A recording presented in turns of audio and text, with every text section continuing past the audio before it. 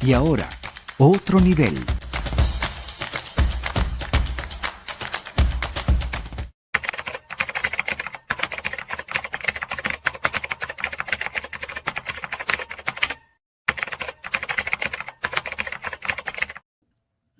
Así es la gente. Ay, mi Es que querido la Miguel. gente, mujer, pero ¿Cómo bueno, están?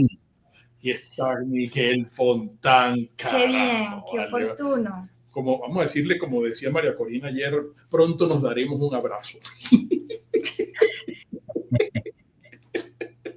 Mira, Amén, Miguel, amén. mira, Miguel, hay una colega periodista. Ya va, déjame saludarlos. ¿Cómo están? ¿Cómo les va? Es verdad, Miguel, ¿cómo Querido estás? amigo, Bienvenido. ¿cómo te va? Qué Gracias, bueno gracias a verte. ustedes por la invitación, como siempre. Ya estoy viendo que Mico tiene hasta un plato de comida, pues imagínate. Sí. Mira, pero es que hay una colega que nos ve todos los días y me dijo, oye, para Miguel Fontán, por favor, dile esto. Una mente madura no se siente amenazada por ideas distintas, observa, cuestiona, reflexiona y si es necesario deja pasar. Porque no es la concordancia lo que define la inteligencia, sino la capacidad de convivir con lo contradictorio. En tiempos en que las opiniones se han convertido en trincheras, tolerar el pensamiento ajeno es un acto de grandeza. Ahí es donde la sabiduría se diferencia del orgullo, cuando preferimos aprender del otro en lugar de derrotarlo. La mente estrecha necesita ganar discusiones. La mente sabia prefiere comprender el mundo. Para Miguel Fontán, de Oilet, Carolina. ¿Qué te parece? Sí, eso, no recuerdo ahorita el autor, es un autor clásico que habla de eso. Y bueno, y hay varios matices. Podemos empezar con esto, ¿no? El primero es que necesitamos la escucha de las ideas para el pensamiento crítico, especialmente las ideas que son contrarias a las de nosotros, porque nos permite reflexionar en torno a ellas, ajustar si es el caso, profundizar si hay algunos vacíos.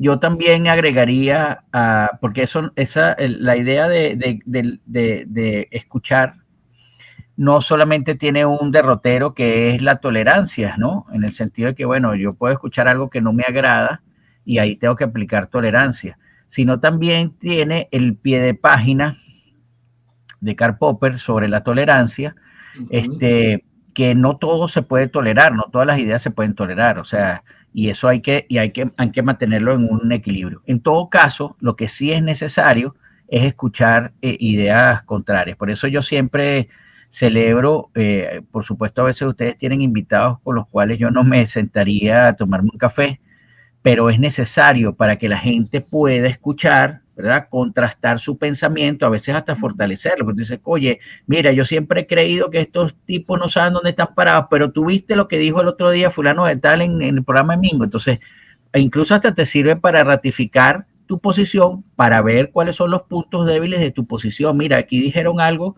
este tipo yo no estoy de acuerdo, pero dijeron algo que, mira, déjame investigar a ver si esto es cierto, a ver si hay algo que yo tenga que revisar.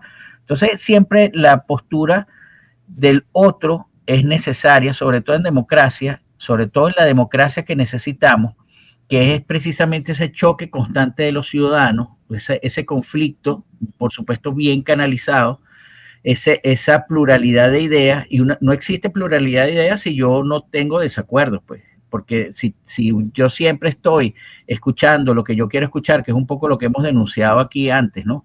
El venezolano carece de pensamiento crítico porque siempre leyó a los que le gustaba, siempre escuchó a lo que le gustaba, y ahora es peor porque ahora formas parte de una militancia.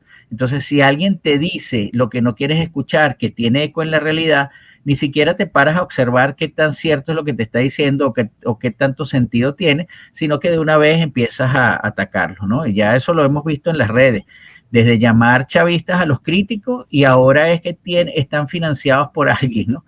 Entonces, claro, eso complica mucho en la despolarización de la sociedad. Fíjate que yo le comentaba a Erika el domingo que siempre nosotros nos ponemos a trabajar en la preproducción del programa del lunes. Pues nosotros, el domingo para nosotros es un día de trabajo. Entonces Erika se hizo unas arepas y me dijo, hombre, cómprate un poquito de queso guayanés allí en el puesto de Oscar y Miriam. Entonces fui a comprar y entonces nos dicen, oye, qué maravilla los programas de esta semana, pero el que no me gustó mucho fue el de Alzuru, ¿no? Entonces, igual oye, bueno, perfecto, chévere. Entonces le digo, la consabida frase de nosotros es que hay que escuchar a todo el mundo. Y me dice una persona, pero hay gente a la que no se le debe dar cabida y no se debe escuchar. Y yo no quise polemizar. Yo me guardé el comentario y se lo dije a Erika. Bueno, a uno como periodista lo critican y cuando no le des cabida a esa persona, ¿cómo vas a meter a esa persona? ¿Cómo vas a entrevistar a fulano de tal? Y es el oficio, hay que entrevistarlo. Sí. Entonces, y hay gente incluso, y eso es discusión aquí en el equipo, que creen que cuando un invitado está diciendo algo, lo dijo Erika o lo dijo Mingo. No, pero si fue el invitado el que lo dijo. No, ni siquiera lo dijeron en el programa de Erika y Mingo. Sí. No, lo dijo Erika y lo dijo Mingo. La verdad es que el oficio del periodista es muy difícil en ese sentido porque yo puedo tener un sistema moral definido y yo puedo decir a este tipo yo no le hablo porque axiológicamente yo no soy compatible con él. O sea, esa es mi única, por ejemplo, en lo personal, es mi única frontera. ¿Ok? Yo puedo sentarme a debatir con alguien que piense distinto a mí, pero que tenga principios morales, por principios y valores morales que, bueno, yo diga, esta persona está actuando de manera legítima. Ahora, ¿dónde yo no me siento a debatir? Cuando yo sé que tú deliberadamente formas parte de una maquinaria porque tú lo decidiste, porque tú eres un enchufado, pero ese soy yo que lo puedo hacer. Ahora, el periodista es más complicado porque su relación la tiene con la verdad y con la información. Entonces, ahí operan otras cosas que como no es mi terreno ni soy periodista, yo no me atrevería a debatir. Pero por supuesto, hay asuntos que hay unas fronteras porque también están los periodistas vendehumo, que no es el caso de ustedes, y eso siempre lo voy a agradecer, que se montan sobre la ola, no importa la información si es verdad o no, como se está diciendo, hay una epistengue que la favorece, entonces yo me monto. Bueno, y es el caso que vamos a hablar ahorita, ¿no? Estamos desde agosto con esto de que faltan horas, ya van para 2 meses. Entonces, claro, eso trae muchas vistas porque en una sociedad polarizada, con muy poco pensamiento crítico desarrollado, donde la motivación es a venderme para meterme, y lo hemos visto con tristeza, he visto como personas cercanas agarraron esa vía. Entonces tú dices, la sociedad favorece, hay muchos incentivos y entonces, bueno, yo me monto en la ola. A lo mejor Mingo dice, mira, aquí hay 2 millones de seguidores, mañana dice, se pone a hacer como estos periodistas, colegas de ustedes, de la generación de ustedes, a vender humo y mira, a lo mejor llegan a 2 millones pasado mañana. Ahora, ¿a qué costo? ¿A qué costo? Un costo reputacional que parece no importar. O sea, el asunto es que parece que en este momento todo está permitido. Entonces yo me puedo ir a una acera contraria y después finjo demencia. O después me voy, mira, incluso ahorita hay un tema que a mí me entristece mucho porque el crítico, el que se mantiene sin pertenecer a ningún bando, siempre es objeto de ataque, porque los dos bandos lo consideran enemigo, porque para los dos bandos el pensamiento crítico es fatal. Entonces no solamente te dicen chavistas, no solamente te dicen que estás financiado por intereses oscuros, te dicen amargado, te dicen, ¿por qué? Porque precisamente lo que tú tienes que evitar en un ambiente polarizado es que tengas una voz disidente de los dos extremos. Uh-huh. Y eso a la sociedad tampoco le gusta, porque la sociedad, la que está en contra del régimen, a favor de la oposición, quiere escuchar que mañana en 5 minutos, es más, mientras nosotros estamos hablando, ya cuando termine el programa ya la cosa cambió. Y los que están a favor del régimen dicen, no, esto es inmortal. Entonces, eso es muy difícil para que una sociedad empiece a ser tejido social responsable y necesario, no solamente para transformar el país, sino para evitar un regreso en caso de que suceda la separación del poder del chavismo, evitar un regreso del chavismo. Porque mientras una sociedad sea explotada emocionalmente, ¿verdad? Todas las decisiones tienen que ser populistas. Ninguna puede ser una decisión racional. Y las decisiones racionales en una transición generalmente a corto plazo son terribles. Son terribles. ¿Quién está dispuesto a ver eso? Si a ti te están diciendo que si hoy cae, pasado mañana somos el hub energético.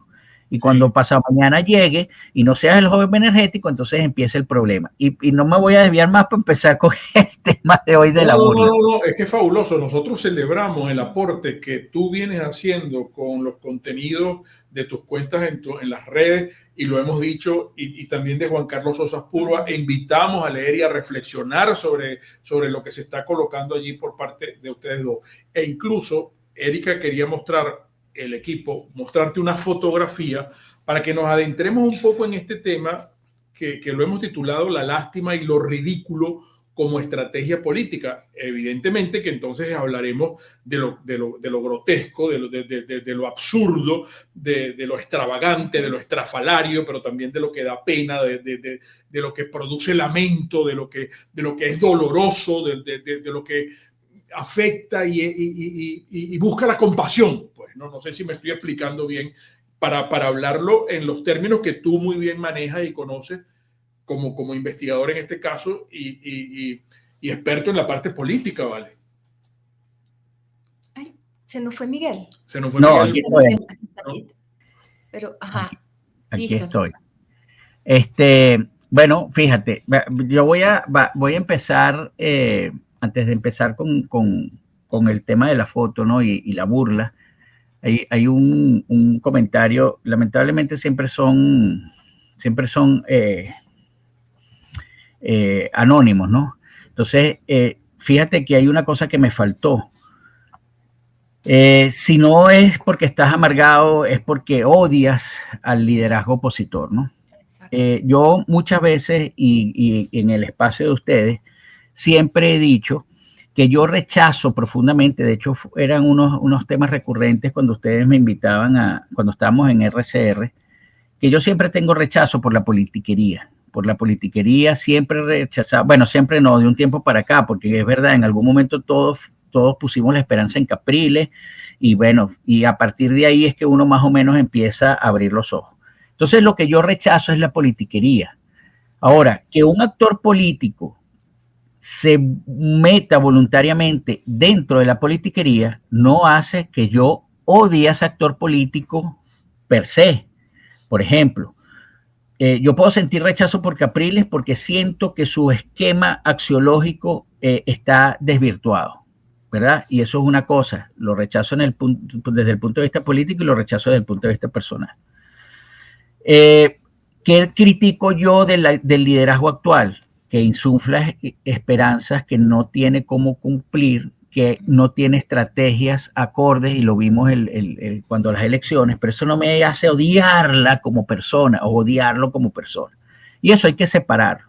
Porque si tú te quedas en ese maniqueísmo, simplemente dices, no, es que te está diciendo puro odio, es lo que habíamos hablado, es que este está amargado, entonces no, y así no funciona, porque hay unos hechos en la realidad que lo hemos visto. Fíjate el programa que ustedes hicieron post 28 de julio del año pasado, que estamos Eric, Neomar y yo. Ese programa envejeció muy bien, y los pueden decir, es que los tres odian al liderazgo actual. No, es que los tres observamos y dijimos lo que terminó pasando.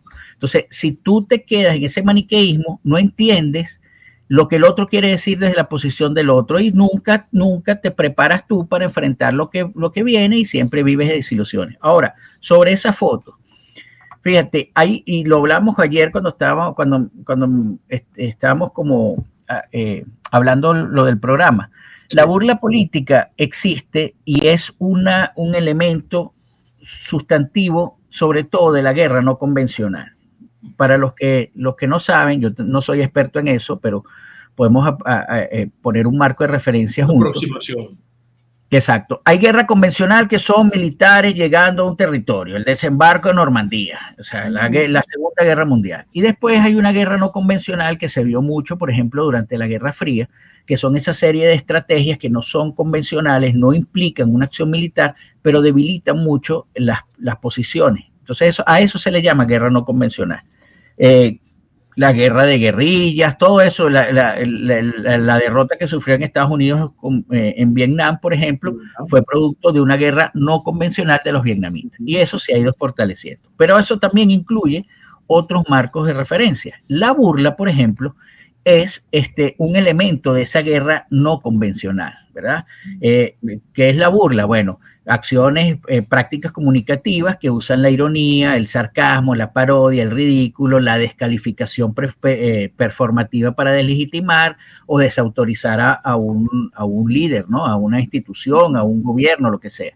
No es humor solamente, ¿verdad? Es una estrategia retórico-comunicativa que transforma o que busca en todo caso transformar la percepción social sobre la dignidad, la competencia o la amenaza que puede tener un adversario sobre otro. ¿Okay? Entonces, hay mecanismos que operativizan la burla. Está la deslegitimación simbólica, ¿verdad? Que reduce, a través de la burla, reduce la autoridad simbólica. Eso lo hemos visto muchas veces, sobre todo en las dictaduras y en los autoritarismos europeos de la Europa del Este, ¿verdad? Que frente a un poder represivo inmenso, tú vas dejando, ahorita son los memes, pero antes eran los carteles que tú ibas dejando en una parte de la ciudad, los afiches, ¿verdad? Que hacían que la autoridad simbólica del adversario se ridiculizara, se presentara como incoherente o impotente. Hay un caso que eran unos barriles que le ponían esa foto, entonces la policía se llevaba barriles y entonces eso era causa de risa, ¿no? Porque en vez de estar peleando con ciudadanos, estaban peleando con barriles vacíos. Entonces todo eso se utiliza, ¿verdad?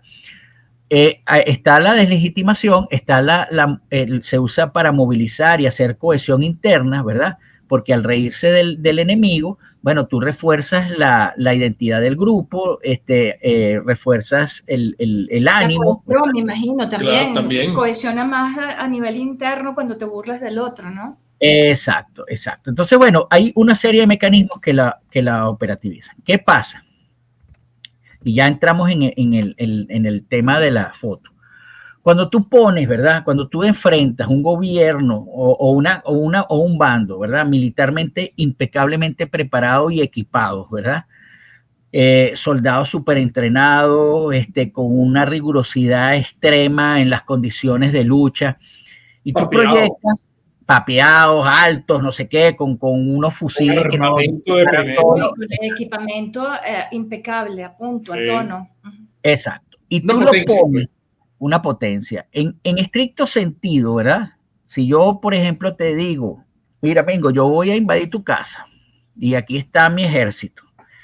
Y Mingo me pone a unos desdentados, ¿verdad? Obviamente, desde el punto de vista racional, aquí te estamos esperando, Miguel, y entonces hay tres. Exacto. El jardinero. Exacto, fíjate. Frente a esto, tú dices, bueno, ¿qué oportunidad pueden tener estos señores o esta señora frente a un marín, ¿verdad? Que está entrenado para hacer la guerra. Lo que no estamos viendo es que eso es una operación psicológica de una guerra no convencional deliberada por el propio régimen, ¿verdad? Entonces, Estados Unidos es muy fuerte en la guerra convencional. Nadie puede dudar de su potencia, nadie puede dudar de su experiencia, pero en las guerras no convencionales es muy débil. Es muy débil. Entonces, claro. Ha fracasado. Sí, bueno, el más sonado es Vietnam, pero Afganistán es un ejemplo también de guerras no convencionales en las que fracasó. Y estamos hablando de guerras no convencionales que usan todavía dispositivos militares, porque la guerra de guerrillas es un dispositivo militar. Pero frente a esto, aquí no hay dispositivos militares. Aquí hay un dispositivo simbólico de cuál es el mensaje de un lado. El pueblo comprometido sale y agarra su fusil y no está preparado, porque no está preparado. Ahora, yo te digo, en estricto sentido, alguien lógico va a decir, yo voy a enfrentar a las fuerzas estadounidenses bien preparadas con gente que no está preparada. Eso no se hace. Nadie en su sano juicio lo hace. Ahora, no puede, tú lo utilizas como burla, sin darte cuenta que esa burla está funcionando cuando el presidente de los Estados Unidos la utiliza como burla. ¿Por qué? Porque claro que en su sano juicio, nadie, eso es como que me pongan a mí a enfrentar a Tyson. O sea, Tyson puede ser un viejo, pero yo no tengo chance frente a él porque yo no soy boxeador. Entonces, lo que está usando el régimen es precisamente la burla suave para dos cosas a mi modo de ver. Uno, generas victimización, porque alguien puede, si lo quieren razonar desde otro punto de vista, te puede decir, oye, mira, este es un pueblo incompetente para enfrentar a un sistema militar como el estadounidense, pero está comprometido y ahí está en la defensa. Entonces esa burla se utiliza para cohesionarse ellos, pero también se utiliza para deslegitimar el conflicto. Porque si el conflicto fuese serio, si tú lo sintieras como un conflicto serio, no pones, tú tienes un chance, ¿verdad? De que el conflicto no escale, porque nadie en su sano juicio, ¿verdad? Va a colocar a una serie de personas que no están entrenadas, que a lo mejor es la primera vez que hacen ejercicios militares, ¿verdad? Para enfrentar a un ejército que constantemente tiene ejercicios militares. De hecho, los vendedores de humo estos días han gozado un pullero, porque no nos olvidemos que están las prácticas del UNITAS 2025, que son ejercicios navales que se hacen siempre y duran hasta el 6 de octubre. Entonces, imagínate tú, y son con 25 países, creo que son. Entonces, tú tienes un ejército constantemente entrenado frente a unos ciudadanos o unas personas que agarran un fusil ahorita. Cae en el peine el presidente de la nación más poderosa del mundo, porque obviamente eso se hace para victimizar al régimen, en el sentido de que aquí el que sale perdiendo es el que ya lo sabemos, ¿verdad? Pero también para ganar coherencia y también para hacer de ese conflicto, ¿verdad? Un conflicto de burla. Entonces, ahí es donde yo digo, no estamos entendiendo ni la naturaleza del régimen, ni estamos entendiendo la estrategia. Una vez más. Entonces, la operación de desacreditación que tiene como objetivo en la guerra no convencional la burla, ¿verdad? Que hace hacer que la narrativa rival parezca absurda o ridícula, no funciona tanto de Estados Unidos para acá, porque ya tienes el poderío, ¿verdad? ¿Qué país latinoamericano puede enfrentar el ejército de los Estados Unidos? Entonces, esa narrativa no funciona tanto de aquí para allá, pero de acá para allá funciona, en el sentido que, oye, mira, si esto es una guerra, ¿verdad? Si estos tipos están pensando de verdad que es una guerra, oye, los soldados que están preparando es como absurdo, ¿verdad? No, el mensaje es que aquí hay un pueblo consolidado, solidario, va a defender su país, a defender su patria, pues, ¿no? Aquí estamos nosotros. Y su revolución. No se les ocurra entrar aquí porque no saben con qué se van a encontrar, ¿no? Exacto. Ese es el mensaje. Ahora, la realidad es esa, ¿no? Aquí hay un pueblo obstinado de un régimen que, como ustedes decían, por ejemplo, no puede controlar un dólar, no da pie con bola. Todos los días nosotros sufrimos sismos desde el punto de vista físico, pero desde el punto de vista económico tenemos 26 años en un sismo. Entonces, la realidad no es esa, pero la narrativa lo utiliza. Entonces, claro, si nosotros no empezamos a ver esto, ¿verdad? Si nosotros nos quedamos solamente con el epifenómeno de la burla, porque por supuesto quien en su sano juicio va a pensar que esta serie de personas improvisadas que se toman un fusil van a vencer a un marín, ¿verdad? Tú agarras 100 y le pones a un marín, no creo que ganen. Pero la narrativa es otra y el objetivo es otro. Y como nosotros nos quedamos en la polarización eso es como los barcos. Y este es un tema polémico que seguramente en el chat va a tener consecuencias. Pero lo que nosotros de verdad, o sea, vamos a hacer un ejercicio de reflexión. Nosotros suponemos, porque las probabilidades así lo dicen, que ahí iban 11 personas, vamos a decirlo, no vamos a categorizar, vamos a decirlo desde el punto de vista axiológico. Ahí iban 11 personas que el bien quizás no lo iban a hacer, ¿verdad? Eso es lo que nosotros tenemos certeza, eso es lo que nosotros especulamos. No tenemos certeza ni quiénes eran, ni si eran 11 hombres, o como dije yo una vez, 3 terroristas y 8 mujeres que iban a ser tratadas como trata de blanca. Eso no lo sabemos. Ahora, un niño o dos niños. O niño o dos niños, eso no lo sabemos, no tenemos la certeza, lo especulamos y lo especulamos con base a nuestra preferencia, ¿verdad? A nuestra preferencia. Entonces viene el gobierno más poderoso y bombardea eso y nosotros somos incapaces de ver que el grado de arbitrariedad que está allí puede ir, si eso se desarrolla así, sobre cualquiera. No tiene que pasar por instituciones, se acaban de volar todas las instituciones y basta una sola persona para decidir sobre la vida y la muerte de otras personas, porque presumiblemente. Entonces, ¿qué nos lleva a eso? ¿Cuánto no se criticó, por ejemplo, en su momento?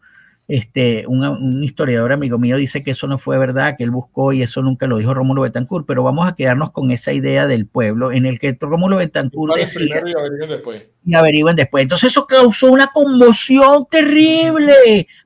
Pero ahora como el que dispara primero es mi pana y es el que yo quiero, entonces eso no hace conmoción. Yo doy por sentado que esos tipos eran malos. Entonces, a la sociedad la ponen en esas ambivalencias todo el tiempo y en esas contradicciones axiológicas. Y entonces nos burlamos, ponemos un peñero que voló, pero si unos meses antes nosotros hubiésemos criticado eso, porque hay un acto arbitrario, porque lo correcto frente a ese poderío es que tú pares esa lancha.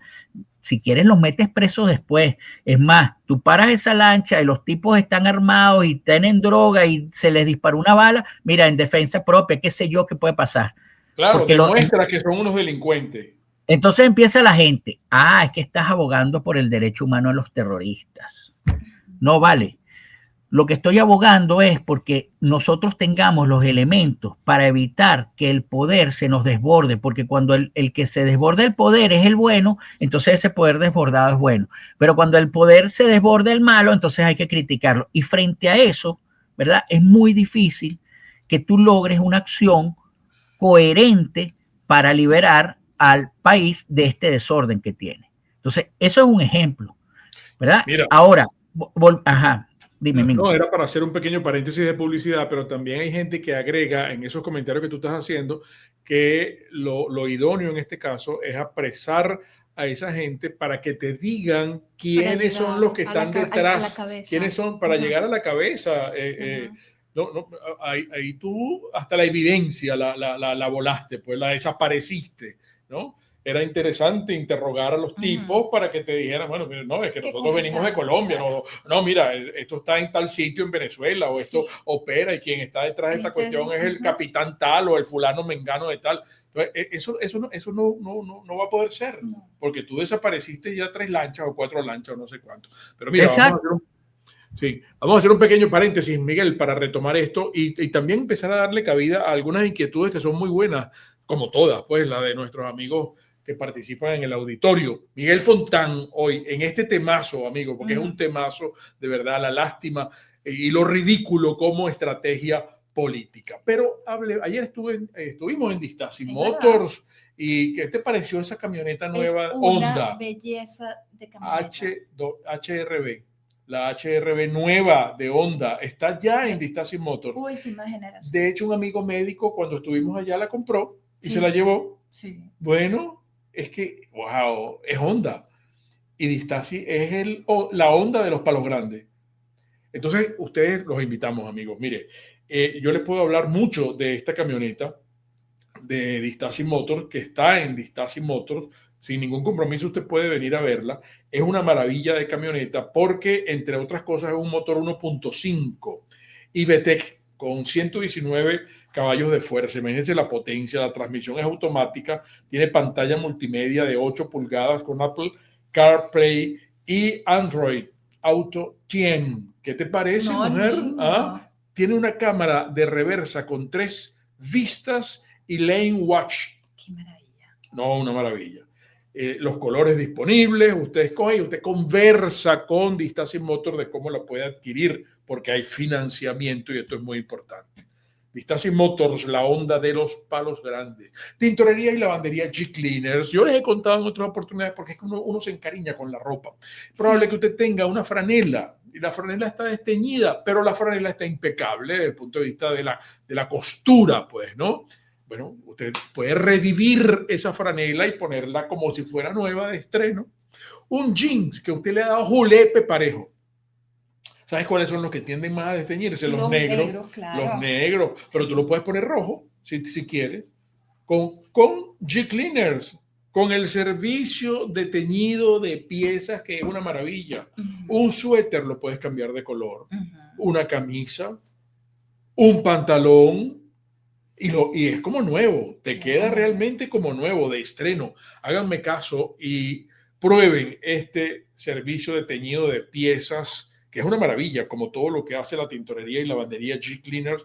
Se escribe G-Cleaners y se pronuncia G-Cleaner. ¿Dónde están, Mingo? En Galerías Prado del Este, en la mezanina. No tiene pérdida porque es arriba del Automercado Plazas. Tintorería y lavandería G-Cleaners, toda tu ropa como nueva. Yo sé de alguien que va a cumplir años pronto. Ah, caramba. Sí. Qué bien. Y esos cumpleaños se celebran en Tappo la Calda Ristorante. Mire, usted habrá probado la clásica sopa de cebolla o bisque de camarones. Qué ricura. Pero después, ¿quieres risotto, mujer? Siempre, sí, hay uno con limón. Ya te lo voy a decir, ya te lo voy a buscar. Ya te voy a buscar el risotto. Aquí está. Déjame ver, es que era cardio. Es que este teléfono estaba hoy eléctrico. Como tú. Tú estás eléctrico hoy. Aquí está. ¿Dónde están los risotos? Bueno, sino una pizza. No, yo quiero el risotto. ¿Tú quieres risotto? La lasaña clásica. El risotto al limón. Al limón. El risotto al limón, que es el que viene, es el que se ha comido Neomar. Allá, que es una maravilla. Bueno, un risotto de Tappo la Calda Ristorante para celebrar ese cumpleaños, que puede ser familiar o corporativo. Es una experiencia gastronómica única a 1 minuto de la redoma de la Lagunita. Tappo la Calda Ristorante, Centro Comercial Terrazas Lomas de la Lagunita, la cucina italiana sempre al di là del limite del mondo. Tutta Italia en un piatto. Tenemos ya Me da hambre cuando hago la publicidad. Creo, y a mí también. ¿A ti también? A mí me da Mira, mucha ganas yo voy a poner en la audiencia que si alguien tiene un restaurante gallego a la que Mingo le haga publicidad, me gustaría ver cómo fala galego mi sí. Y después va a decir que él habla, que cada vez está hablando gallego mejor que nunca. Claro. Cada vez habla italiano mejor que nunca, cada vez canta mejor que pero nunca. eso con la condición de que nos preparen el pulpo a la gallega como lo hacen en la Hermandad Gallega. Uy, qué bien, qué ricura de pulpo. De verdad. ¿Dónde está nuestra amiga que vamos a mandarle un saludo, que nos ve todos los días? Que quedó frente a la piscina, en el kiosquito que está allí. ¿Verdad? ¿Cómo que se llama? A la señora Magda. Magda. Ella es Marta. Ella es, creo que Marta Magdalena o algo así. Bueno. Oye, vale, vamos a mandarle un beso, mínimo. Mira, y vamos a aclarar también una cosa que es muy importante, porque hoy teníamos la política y la inteligencia artificial segunda parte, pero nuestra amada amiga, que ojalá nos esté viendo, Flor, nos pidió un chance porque tiene una pequeña afección de La inteligencia artificial la agarró.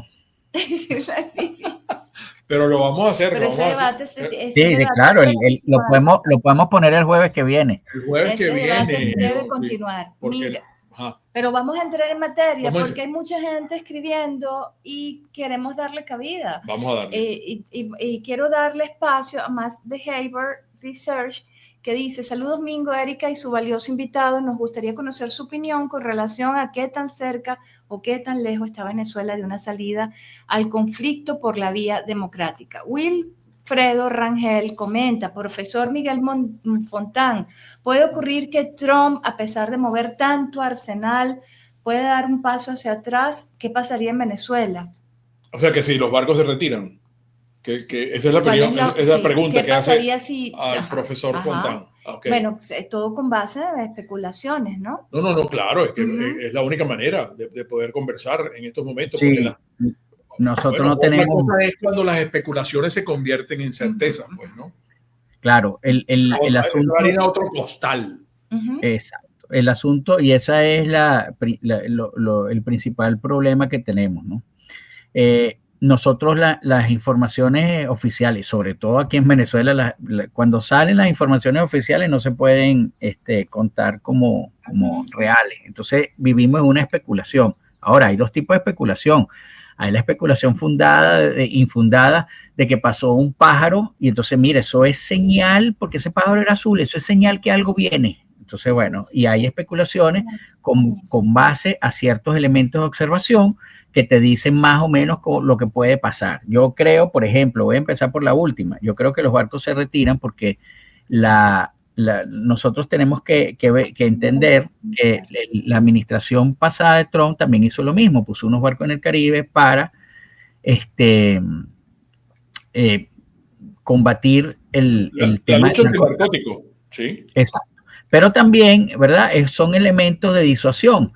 A ver si en algún momento, frente a una amenaza, las estructuras del régimen se quiebran y entonces hay un cambio político, ¿verdad? Eso también es parte. No funcionó la primera vez, que era una amenaza un poco más creíble. No creo que funcione esta vez. Lo han intentado por todos los medios. De todas maneras, cuando uno ve y entiende que para tomar un país como este se necesitan más de 7.000 marines, 8.000 marines, que es lo que están allí. Entonces uno entiende que el tema nunca fue entrar en Venezuela, ¿no? Y provocar el cambio, sino que se diera frente a una amenaza, la misma estructura se derrumbara. Pero esta estructura tiene 26 años. No solamente tiene 26 años, sino que esta estructura está asesorada por países que ya han jugado esto varias veces. Entonces esa es la fortaleza, que estos países que la asesoran, que la acompañan, saben jugar a la guerra no convencional muy bien. Que tiene momentos difíciles, claro, frente a un rival poderoso tú nunca puedes subestimar, pero tiene esa garantía de que son países o son actores que han estado en varias oportunidades y en varios escenarios distintos, y esos son los que están en Venezuela. Eso lo tenemos que entender. Entonces, los barcos, para mí, y lo vengo diciendo desde el primer día, para mí los barcos se retiran porque primero la lucha contra el narcotráfico no se tiene que dar en el Caribe, sino en el Pacífico, y eso cualquiera que haya leído las informes y las investigaciones de personas dedicadas a eso serias, se puede percatar de eso.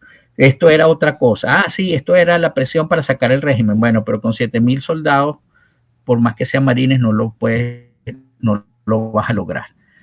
Sí. Entonces, eso por un lado. Ahora, la salida por vía democrática. Ajá, dime, Mingo. No, es que no quiero entorpecer que vayas a responderle a la gente, pero es que antes de que se me olvide, quería preguntarte, porque surgió ayer en el programa y estoy tratando de quién fue que lo dejó colar, en cuanto a las jugadas políticas que me parecen peligrosas. Yo no lo estoy diciendo yo, pero parece que María Corina Machado va a llamar a que la gente salga el día de la canonización, de la santificación. No, lo comentó de la José doctora Marma, la posibilidad Entonces, que está circulando, eso tal vez como un rumor o como una especulación, de vincular la fecha de José Gregorio Hernández con algún llamado de tipo político, pero solamente lo comentaba la doctora Mármol como algo que está circulando, pero que no está ni siquiera verificado. Pero ayer me llamaron 2 personas diciendo eso es peligroso, analícenlo ustedes en el programa, qué bueno que tienen a Miguel para que le pregunten si qué le parece que María Corina haga un llamado de ese talante, de ese tenor, de esa naturaleza, de que salga de nuevo a la calle la gente, porque aprovechando la presión de los barcos se necesita, porque los gringos han dicho que la solución la tenemos que hacer nosotros, la salida de esta gente. Todos estamos desesperados y queremos salir de esto, pero no sé, Miguel, no sé si tú has escuchado incluso el rumor. No. Bueno, parece que María Corina va a llamar a la gente que el día de la... Yo les digo algo, y con base siempre a la línea que he mantenido desde el primer día, voy a responder esta pregunta y después entro con esta reflexión que tú haces. La salida por vía democrática, ¿verdad? Algunos pueden decir que es viable y es factible. Cuando tú tienes un régimen, ¿verdad?, que su última instancia es la violencia, ¿verdad? La salida no es democrática.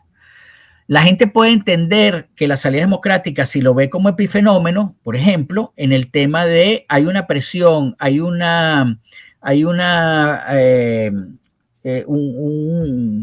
las estructuras se corrompieron, ya no son leales y hay un desbarajuste, entonces la gente puede decir, y después de eso se forma una junta de transición y hay unas elecciones y la gente puede decir, mira, la salida fue democrática, pero la salida no fue democrática.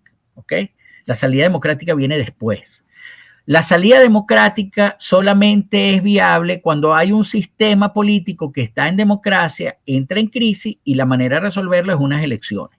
Ahora, cuando tú tienes un régimen que su última instancia es desarrollar fuerza y poder, como ha pasado, ¿verdad? La salida, lo que hace que ese régimen acepte, por ejemplo, unas elecciones, vamos a suponer, se arma una presión tal que diga, si en 5 minutos tú no aceptas unas elecciones, entonces yo entro. Si el régimen ve esa presión como real y la siente y ve que no tiene posibilidad alguna de sabotear eso, a lo mejor eso pasa, pero no quiere decir que la salida fue democrática. ¿Ok?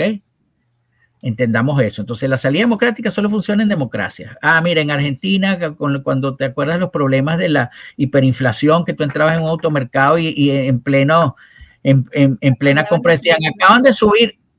Eso tuvo una salida democrática. ¿Ok?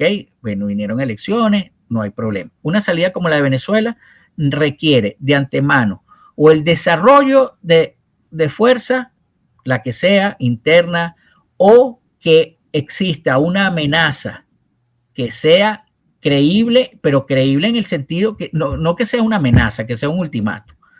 Porque este régimen sabe muy bien cómo usar la fuerza, lo sabe muy bien, tiene sus capacidades para eso. O sea, no podemos decir que este régimen es incompetente para controlar el dólar, pero no es incompetente para desplegar fuerza de violencia.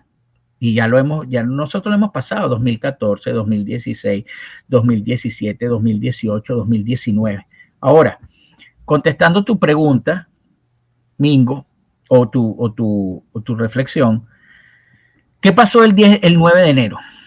Que estaba más cerca de julio que lo que estamos ahora de julio, de aquel julio 24. Se hizo una convocatoria y la gente no salió. Porque la gente en el fondo, ¿verdad? Te puede apoyar, pero la han usado tantas veces de carne de cañón, ¿verdad? Tantas veces para un diálogo, tantas veces para una negociación, tantos jóvenes en el 2014, sobre todo 2014-2016, que entregaron su vida en vano, ¿verdad? Que la gente dice, no, ya va, esto, si la cosa es así, entonces yo voy, si tú quieres yo voy y voto.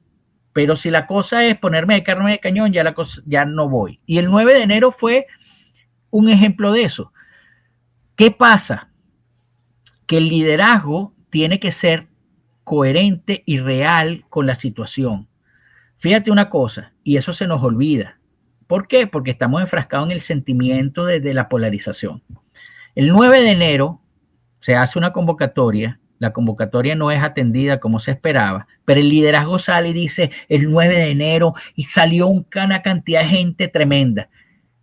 Guanipa, que estaba ese día allí, sale 2 días después y dice, bueno, es que la convocatoria la gente no la atendió, contradiciendo lo que había dicho el liderazgo, ¿verdad?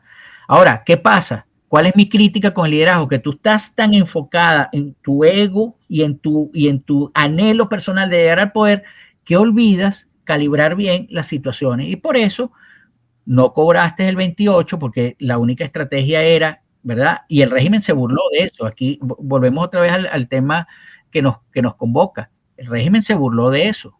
Hizo de la burla un acto de deslegitimación de ese liderazgo. Claro, pero sí. Entonces, ¿qué ocurre en este caso? Que ya como que han caído en cuenta que esas convocatorias no convocan. Y entonces voy a usar a José Gregorio Hernández, porque ese día sí va a salir un coñazo de gente por sí, su vela. Entonces, vas a utilizar eso como estrategia política. Claro, pero ahí es donde vamos. Me valgo de la convocatoria que sí tiene José Gregorio para que haya un rollo callejero. No, es que no va a haber, es que no va a haber rollo callejero, la gente va a salir y tú puedes asumir eso, ¿verdad? Tú puedes asumir eso y decir, mira, yo hice la convocatoria y mira el gentío que salió. Ahora, un actor político serio, ¿verdad? De los que tienen que poner la carne en el asador, va a ser el análisis que nosotros estamos haciendo. Y ahí es donde pierde credibilidad, ¿verdad? Ahí es donde pierde credibilidad, que por cierto, por supuesto, si eso pasa, el régimen lo va a utilizar como burla. Ahí es donde pierde legitimidad el liderazgo, sigue perdiendo legitimidad. Entonces, eso es lo que nosotros tenemos que entender, pero nos tenemos que separar de eso. ¿Por qué? Porque volvemos al caso. Toda la guerra que nosotros tenemos es una guerra no convencional. Y sobre esos elementos nosotros tenemos, cuando sale un meme, nosotros tenemos que ver a quién sacó el meme y qué, porque es verdad, a veces tú puedes hacer la burla y eso también pasa, es cierto, en que la burla se revierte. No siempre funciona, ¿ok? Eso es uno de los riesgos. Que tú hagas una burla y se te revierta. Ha pasado. Y eso es precisamente lo que hay que analizar, porque cuando el régimen saca a estas personas con el fusil, ¿verdad? Está haciendo por un lado, mira, el pueblo armado, pero por supuesto que es una burla, cómo el pueblo armado va a enfrentar a unos militares que están entrenados todos los días para eso. Y que no necesitan apuntar, porque una de las partes de entrenamiento militar de Estados Unidos es que disparan tantas veces que la memoria celular ya tiene el arma y a veces no necesitan apuntar. A mí me dan ahorita una china y yo tengo que pasar media hora para apuntar a una pared. Estos tipos no, estos tipos de volteado le dan, porque eso es su entrenamiento, para eso está, eso la memoria celular existe. Entonces, ¿quién en su sano juicio va a decir estos tipos le van a ganar a los marines? No. Se hace como muchos elementos, se hace como un elemento para lo que decía Mingo, mira, este pueblo está fortalecido, que también es mentira, porque si tú tuvieses un pueblo, ¿verdad? Enfocado, leal al régimen, no tendrías el problema de que tú tienes un presidente electo que está por España, tienes un liderazgo que está clandestino, eso no lo tendría. Entonces, ahí se mezclan muchos elementos. Ahora, al final, todos esos elementos se conjugan para decir, coño, esto es un bochinche. Sí. Como decía Miranda, esto es un bochinche. Y entonces, ¿cómo resolvemos este bochinche? ¿Con más bochinche? ¿O resolvemos el bochinche de manera seria? ¿Y qué representa resolverlo de manera seria? Entonces, si eso pasa, ¿verdad? Ya ha pasado más de un año, llegarán los barcos, se irán otra vez, empezaremos otra dinámica. Vendrán los nuevos ejercicios en el año 2026. Vendrán los nuevos ejercicios y hay un tema que también tenemos que analizar. Estados Unidos siempre es más débil para las guerras no convencionales porque los actos de insurgencia, por ejemplo de burla, lo que tienen que resistir son 4 años.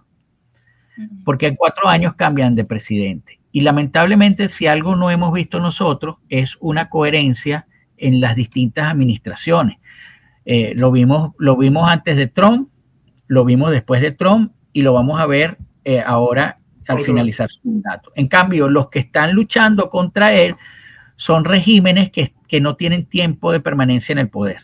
El único tiempo de permanencia en el poder es el físico, lo que la vida aguante, ¿verdad? Porque ahí tienes a Putin toda la vida, tienes a Xi Jinping toda la vida, Lukashenko, tienes el régimen cubano toda la vida. Entonces ellos ya saben cómo es la cosa.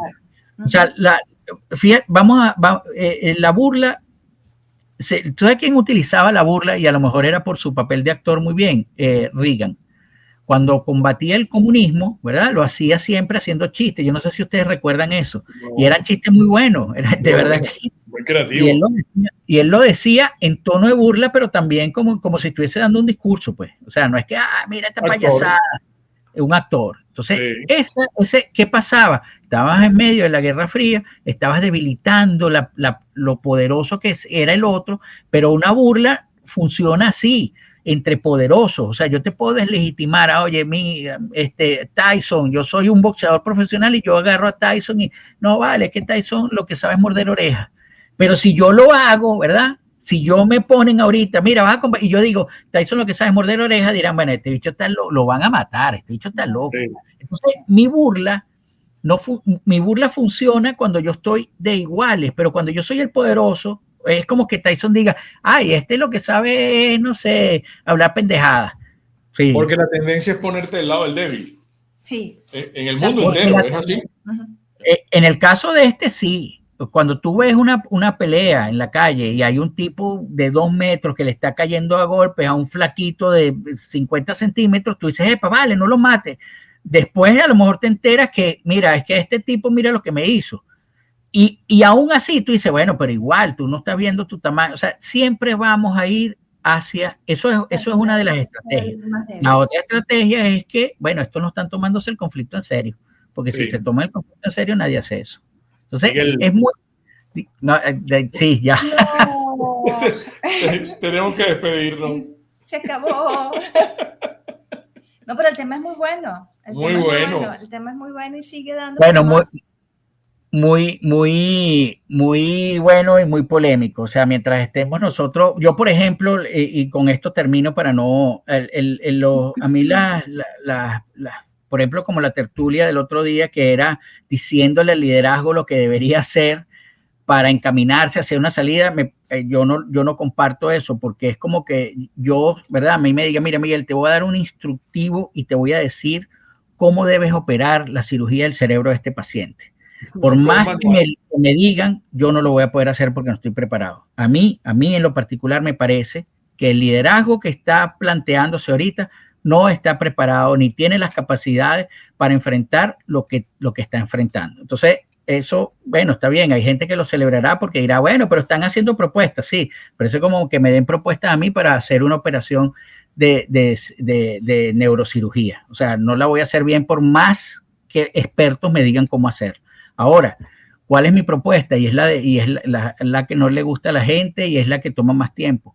Mi propuesta es que para tener un país distinto tenemos que cambiar nosotros. Nosotros tenemos que enfocarnos en tener una ciudadanía distinta. Podemos correr con la suerte de que vengan unos eruditos y nos refunden, chévere, pero es una suerte. Ahora, lo que está en nuestras manos es precisamente ser mejores ciudadanos, ser menos propensos al humo, ser menos propensos a la militancia, ser más propensos a la crítica, al análisis. Cuando la sociedad cambie, que esa es mi propuesta, tenemos que cambiar la sociedad para después cambiar lo político, porque lo político nace, su germen es en lo social. Lo político obedece a las dinámicas de la sociedad. Si nosotros tenemos una cuerda de individuos que todo el tiempo son fanáticos, que es el líder de turno, que no vamos a tener una política seria ni vamos a establecer los elementos necesarios para que la política vuelva a recuperar su prestancia y su capacidad de hacer de este un gran país. Sí, su lugar. Qué desgaste, ¿verdad? Qué desgaste. Tenemos tiempo en esto. Sí. Pero bueno, Miguel, se nos ha agotado el tiempo, ¿vale? Entonces el jueves que viene con Flor, ¿verdad? El jueves que para viene. retomar la política en tiempos de inteligencia artificial. Sí. No, y deberíamos volver a invitar a Miguel para seguir hablando de este tema. Cónchale, sí, Miguel. Sí, vale. porque quedaron algunas preguntas, Miguel. Sí, muchas. Bueno, claro, yo estoy siempre, ustedes saben que cuentan conmigo porque además me gusta su programa, el espacio, como dije, yo creo que es uno a la gente a lo mejor no le gusta, ¿en qué sentido? Oye, no deberías invitarlo, pero es necesario para que tú escuches. Más bien yo a veces siento compasión con ustedes porque sé que hay invitados que ustedes tienen que estar tragando grueso allí, pero esa es su misión y en un país donde son pocas las personas que se meten a vender humo, ¿verdad? Hay que agradecerlo, hay que agradecer el espacio. Y bueno, yo de verdad que conmigo cuentan siempre.